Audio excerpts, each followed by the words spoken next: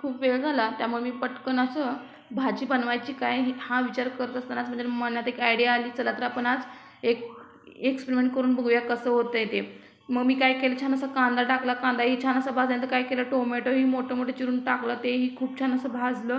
आणि भाजल्यानंतर काय केलं, त्यामध्ये थोडीशी चटणी घातली, थोडंसं शेंगदाण्याचं कूट घातलं आणि चवीप्रमाणे मी नमक टाकून घेतलं. तेही सगळं एकजीव करून हलवून घेतलं आणि छान असं भाजून पण घेतलं.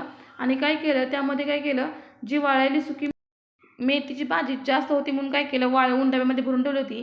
ती मेथीची भाजी मी अशी एक मूठ भरून डब्यामध्ये टाकली, थोडासा गरम मसाला घातला आणि छान असं एक परतून घेतलं पुन्हा एकदा आणि झाकून ठेवून थोडीशी साखर पण टाकली चवीपुरती आणि शिजवून घेतली.